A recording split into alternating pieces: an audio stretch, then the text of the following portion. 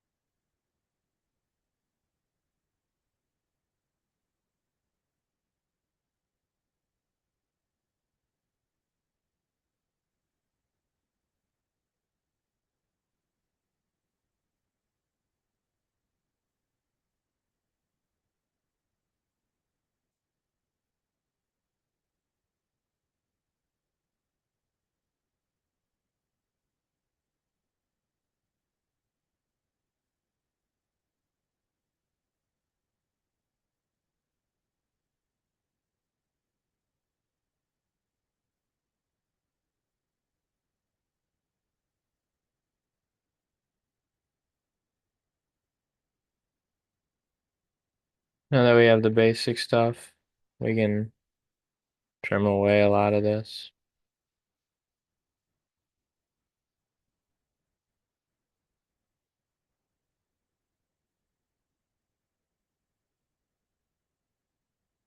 Everything looks good.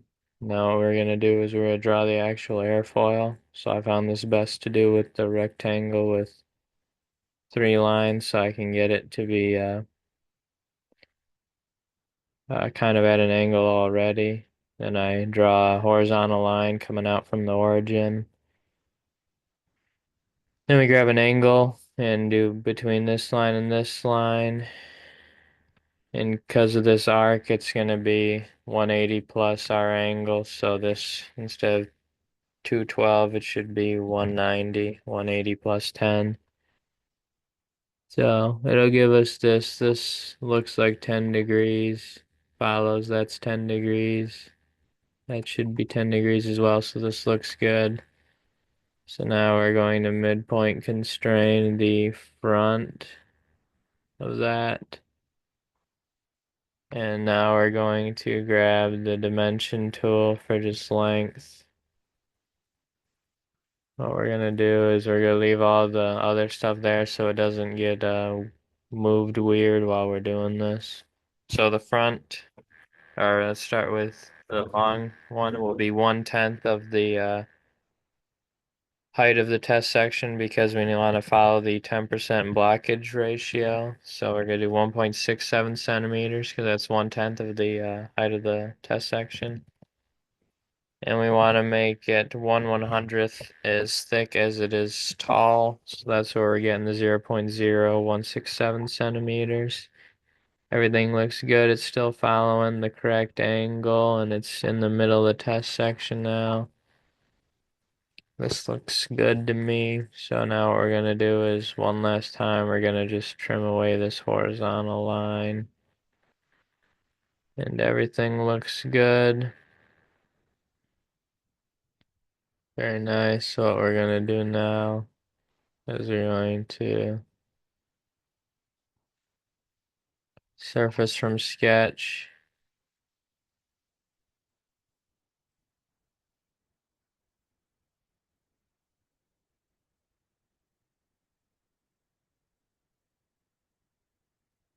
We use one sketch and then we're going to generate. And we're going to check it out. So it filled in everything. Let's make sure it didn't fill in the flat plate. So that looks good to me.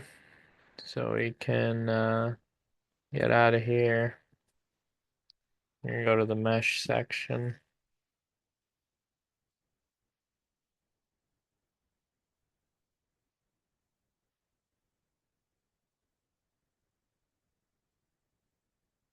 Let everything load.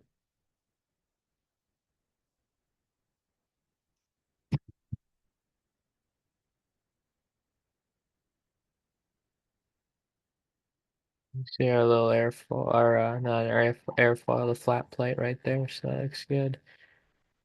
So now what we're going to do is we're gonna go to method. We're gonna do our geometry. We're gonna do triangle method like before. We're going to, just for the sake of the video, I'm going to do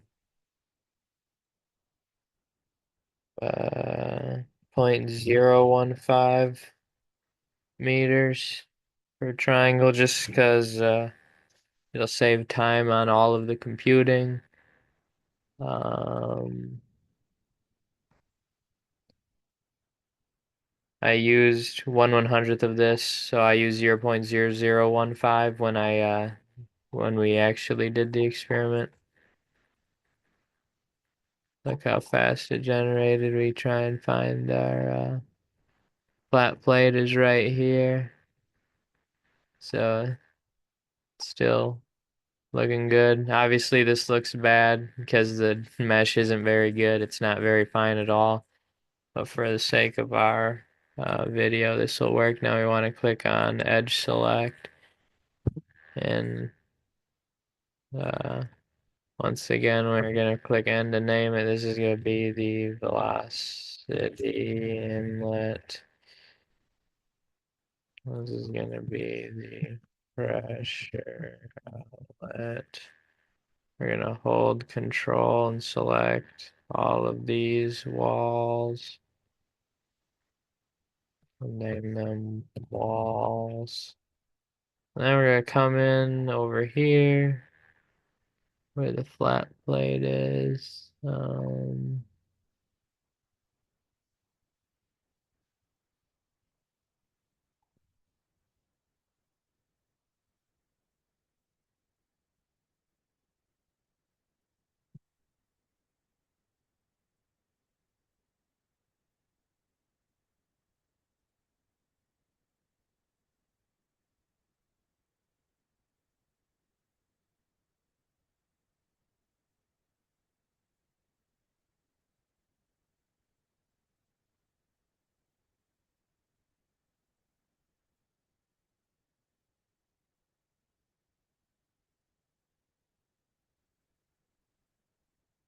Need to move this around. I was looking for the move tool. It was hidden by the zoom. So click back on edge select. We want to make sure we can select all the pieces we need to. So just zoom all the way in here. Make sure to hold control so that you can get all four edges of it.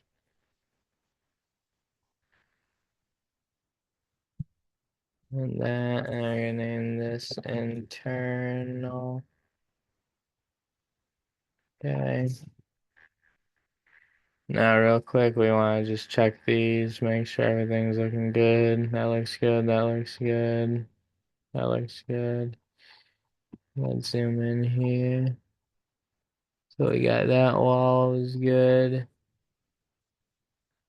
That wall is also selected, so this is all good.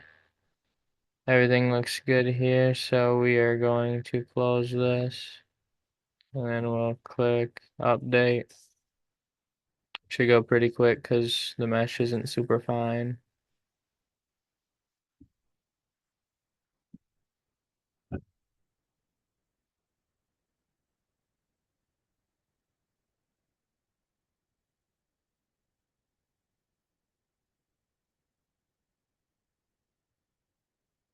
We're gonna open up setup, do a double precision, and select to 2D.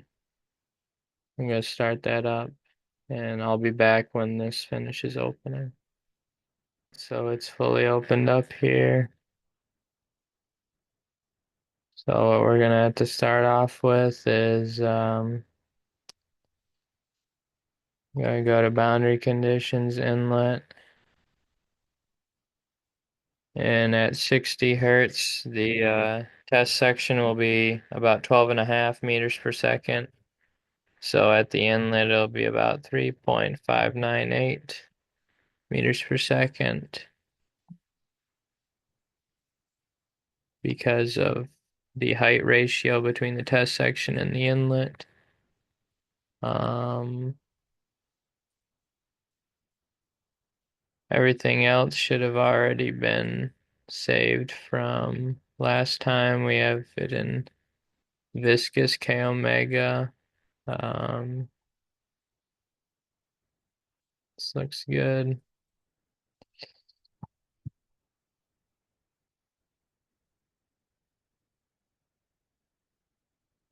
So now what we want to do is come down to report definitions. We want to make two new ones.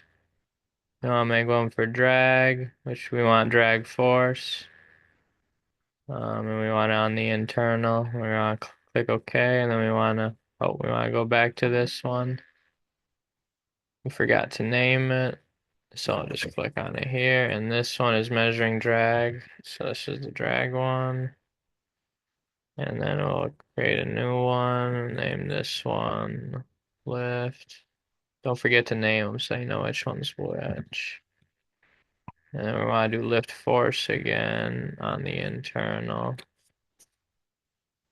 So we see both of them are here, so that's good. So initialization. So everything looks good here. Initialize. Looks good. I'll do the run calculation. I just put in 200. It took about 100 when I was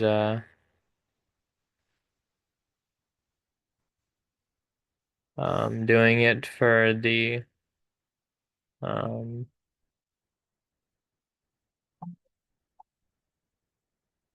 oh, it did it for the lift. What was it doing?